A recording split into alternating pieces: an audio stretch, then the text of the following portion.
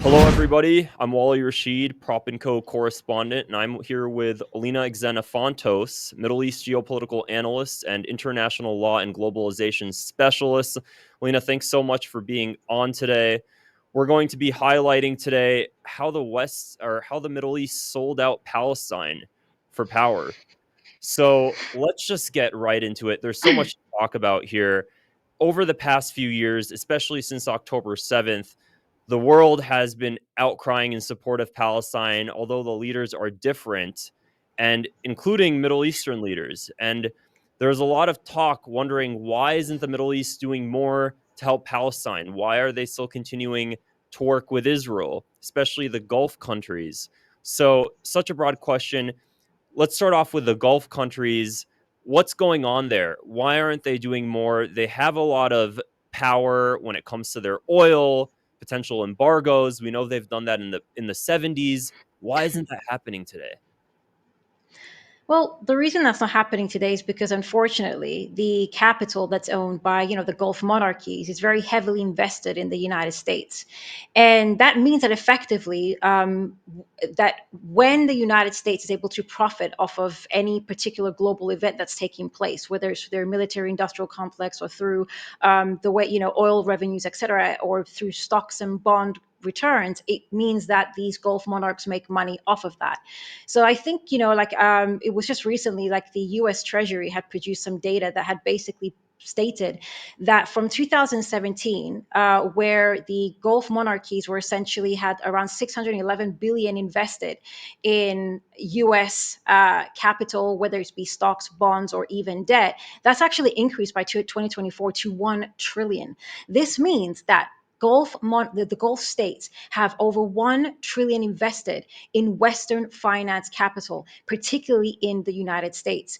And in fact, they are the largest investors in US capital outside of Canada and London and all these kind of other finance hubs. So this means that the entire capitalist structure that is in the United States, which is like sort of the hegemon in the world, is very, deeply invested and tied to the Gulf monarchies. And so this is playing a very fundamental role as to how the Gulf monarchies treat geopolitical events that are transpiring. Because what people need to understand is that, unfortunately, a lot of these leaders, at the end of the day, they're only working and looking towards their own self-interest. They're not looking at the interests of the people in question, their own populations, and particularly not the issue of the Palestinians.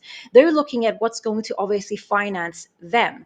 And as it currently stands, and I think we also had like a report recently, even by Francesca Albanese, who had produced a report essentially stating that genocide is a money making machine. Not, I mean, it's basically been able to fund a vast majority of Silicon Valley, with especially all these sort of new surveillance systems and gadgets that are being invested into Israel. With, I think it was Google and Nvidia basically opening port output in Israel as a genocide is taking place.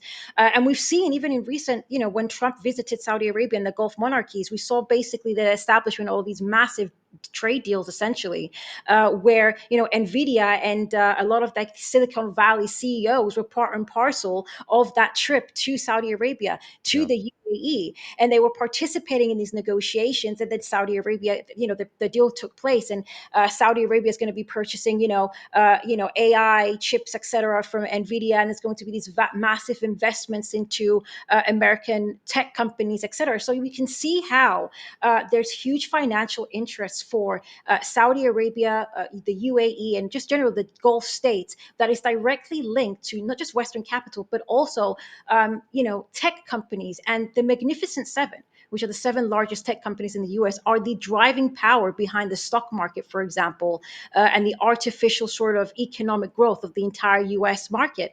So, and that's in itself also linked now to the Gulf monarchy. So you can see how here they have vested interests in maintaining that capital.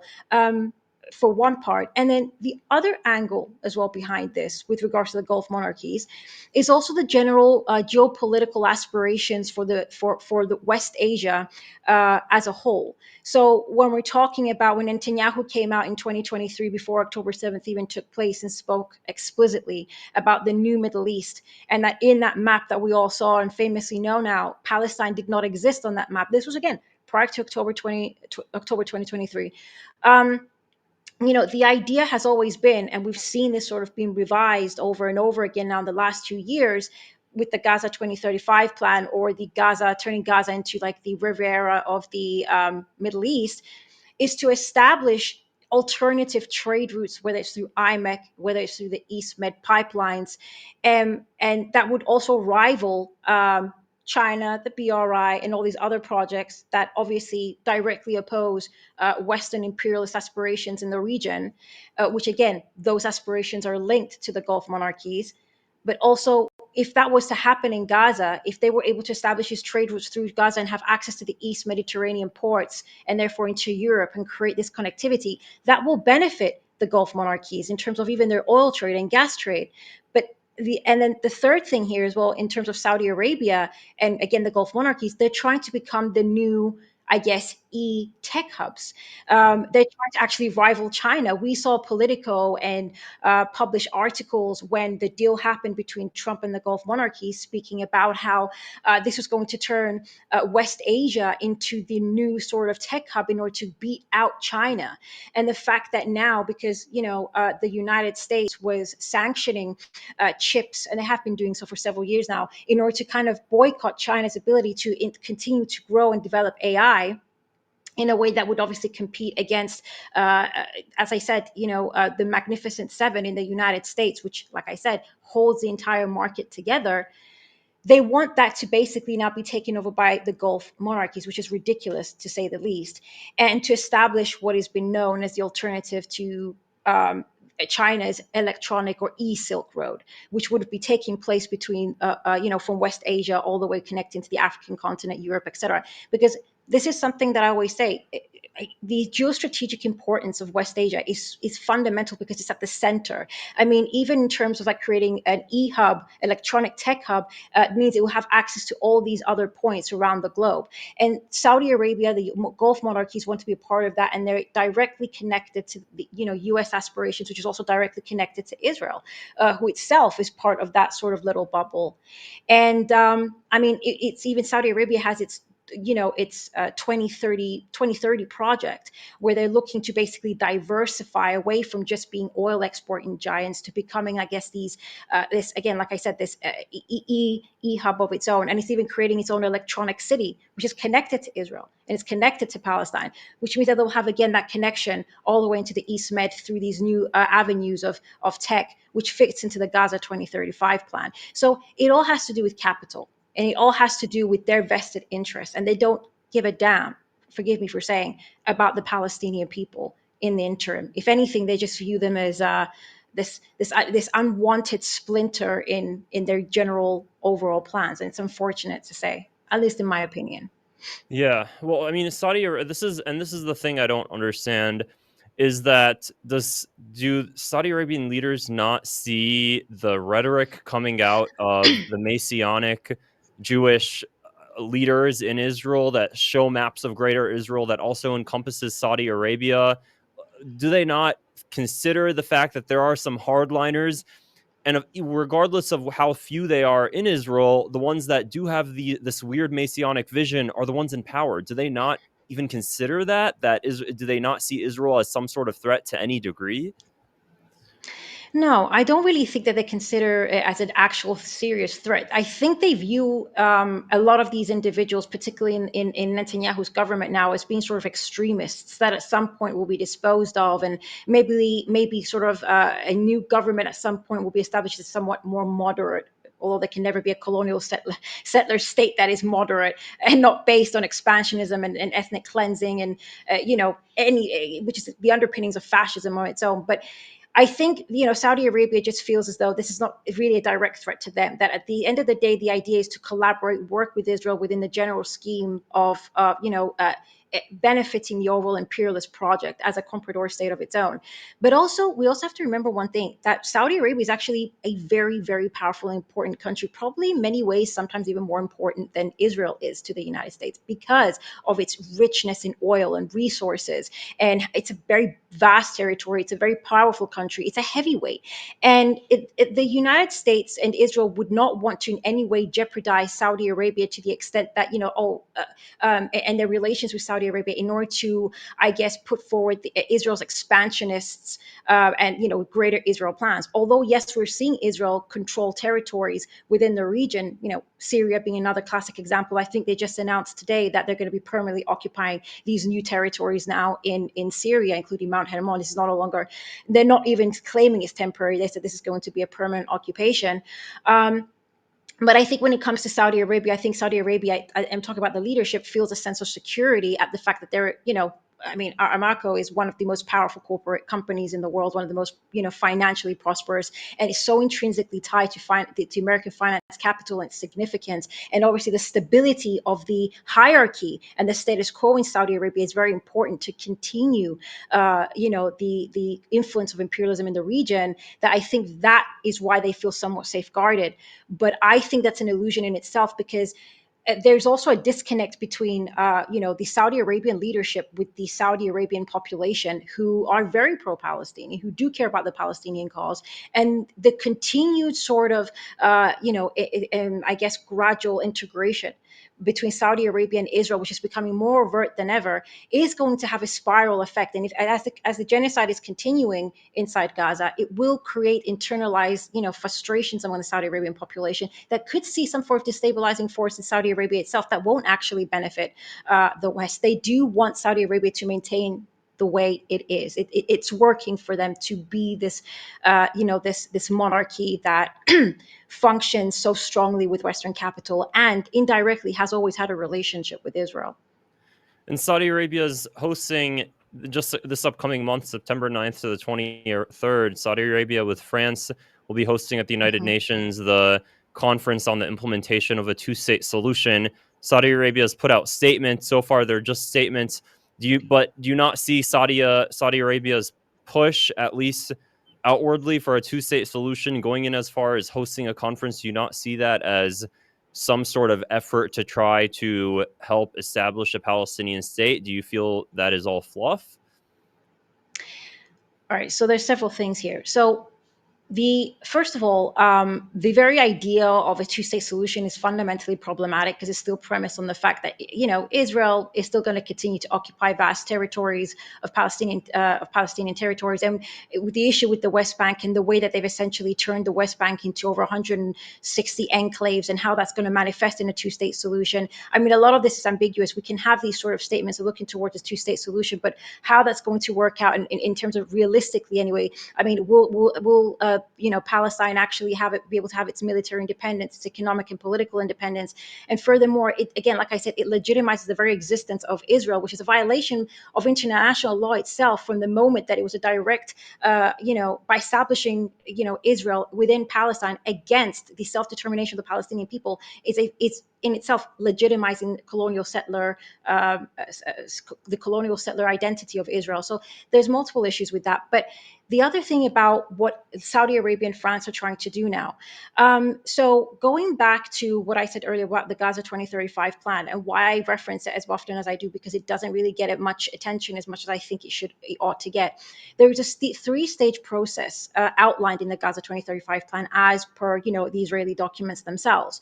And stage one is, as I've said before, it's kind of the establishment of humanitarian zones, which we're seeing now have like humanitarian cities and enclaves, which is kind of the whole idea that Israel's putting forward now, is turning Rafah into this, humanitarian city and piling basically 2 million people, if it's still even 2 million people, basically in the south of the Strip, and basically kind of controlling and curtailing this population.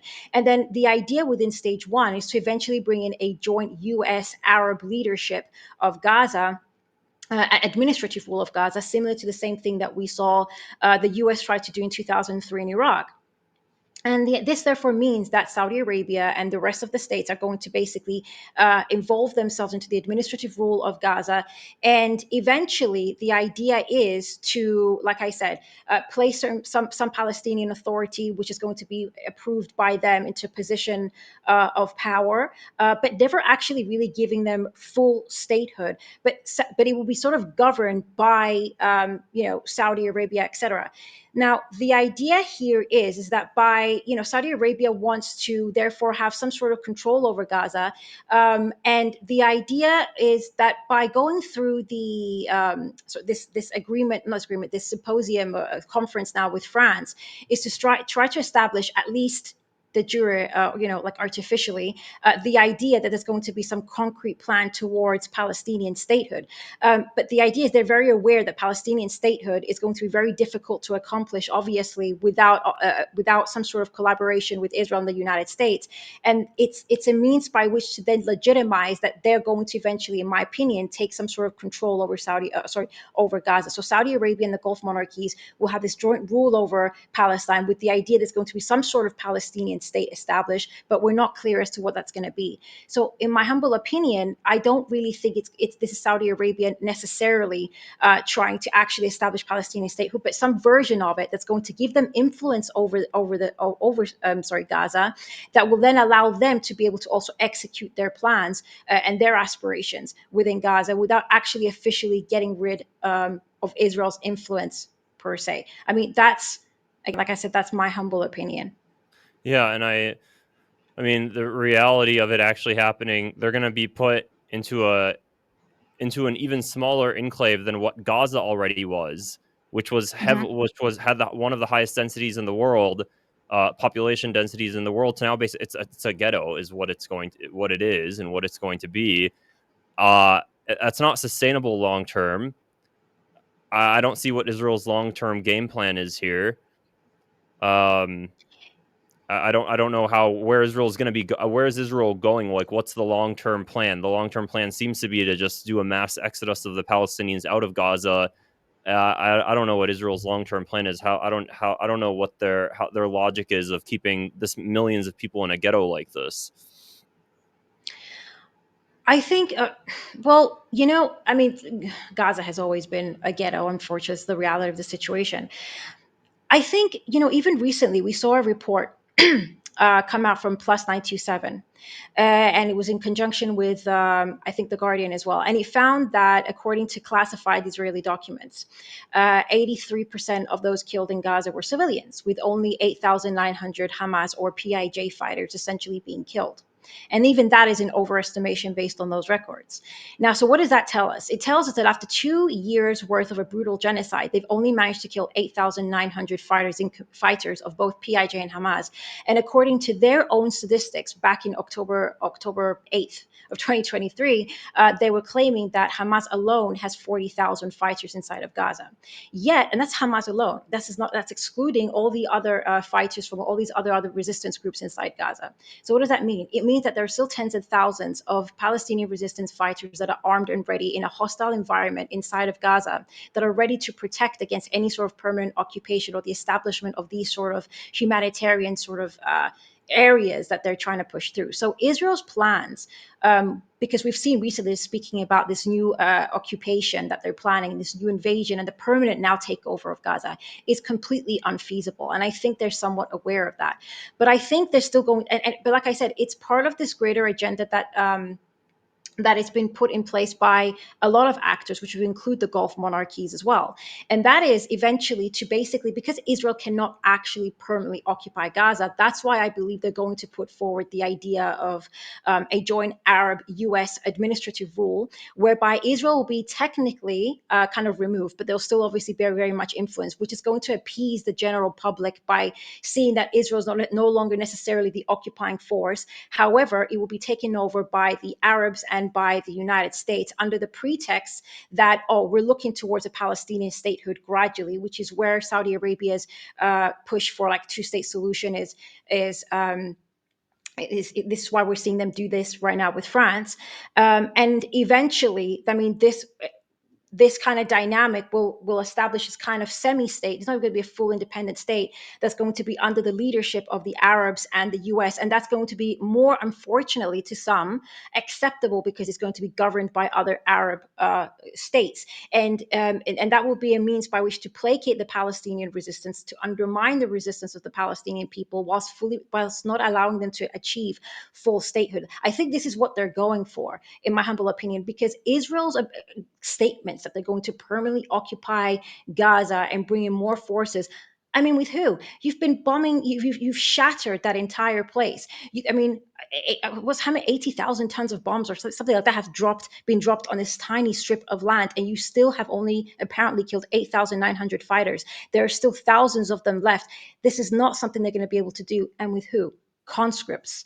18-year-old conscripts are going to walk inside Gaza with battle-hardened Palestinian resistance fighters and sustain an occupation. That's ludicrous. So I believe that we're going to be looking at a U.S.-Arab dynamic control, administrative rule of Gaza, and then we're going to see all this American and Arabs investment inside Gaza, which we kind of saw already with like real estate giants in the U.S. coming in, say we're going to rebuild Gaza. This is a huge money-making project. I cannot quote that enough. How many, industries, whether it's the Silicon Valley, which is where it's financial institutions or even real estate, are going to be making and are making billions in profits, and that's putting it mildly. And that connects to the Arab Gulf states as well.